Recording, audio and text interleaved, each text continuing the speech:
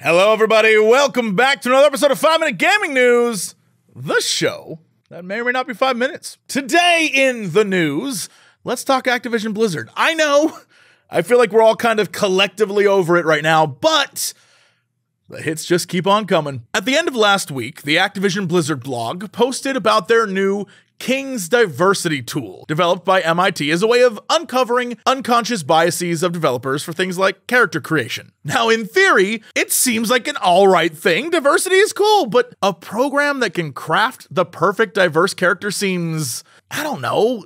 The idea of relying on algorithms and charts to create diverse characters like you're making a D&D character is crazy, right? I get the idea of wanting to represent anyone and having people see themselves in someone from your game, but wouldn't hiring different and diverse people to tell you their perspectives be better?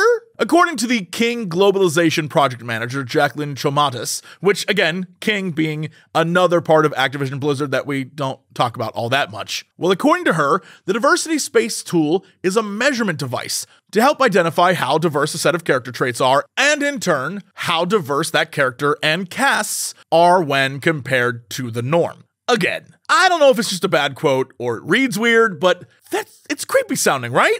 Like looking at the images, there are things on here like this person is a 0.714 on sexual orientation. What does that mean? What's even more kind of disappointing about all this is when you think about former Blizzard big shot Jeff Kaplan, when in the process of rounding out their Overwatch hero, said he would hate for the diversity to ever feel pandering, like we just had this spreadsheet with a bunch of checkboxes. But here we are. And what's even more sad is that Overwatch, the team, the current team, immediately responded with like, look, we know our images of our characters are all over this thing, but we had nothing to do with this.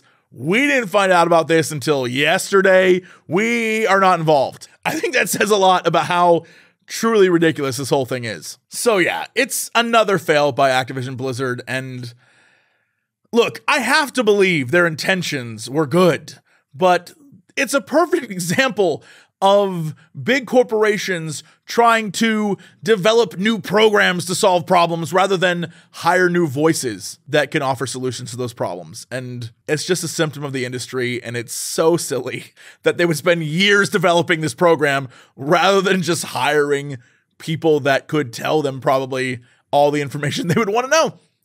It's very disappointing, but I've been nothing but disappointed with them lately. In other news, we follow up on a story from last week involving a potential Silent Hill leak. Well, there is real information now. Over on Video Games Chronicle, sources report that while the information leaked last week about a new Silent Hill, the one with the creepy apartment and the weird tearaway paper face, well, there were rumors that it might be a game by Bloober Team, who was apparently working with Konami. But it turns out, word on the street is that Bloober Team is working on a Silent Hill 2 remake. Multiple sources are reporting the same thing, and it's starting to spread to those claiming to be in the know on Twitter. Back in February of last year, Bloober Team's CEO announced that they were working with Konami on an existing IP, and it definitely checks out. But the interesting thing is then, same as now, the background chatter is that Konami approached multiple devs to work on multiple Silent Hill games, reinvigorating the IP with a slew of new titles. One such project, now scrapped, was a series of short horror stories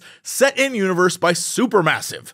But I guess that fell through, and it eventually evolved into the Dark Pictures anthology. According to VGC, 2 people independently confirmed that Annapurna Interactive is working on a game for Konami as well. But most importantly, and I think the thing you all really care about, the leaked images that we saw last week appear to be from a PT-style teaser game codenamed Sakura, which is intended to be a free digital release to get people hyped for the larger dive into the Silent Hill IP. I think it's safe to say, maybe hazard a guess here, that with all this information coming out, with all these leaks and people confirming things, that we may start seeing stuff this summer, and I'm gonna let you know, I'm ready.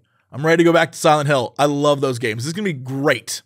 Fingers crossed. Anyway, it's Monday, so you know that means it's time for releases. On Wednesday, with your cat at your side, navigate the dying fractal world of recursive ruin. Tackle grief and creative crisis, overcome the impossible, and use circular logic to manipulate the world and solve challenging puzzles.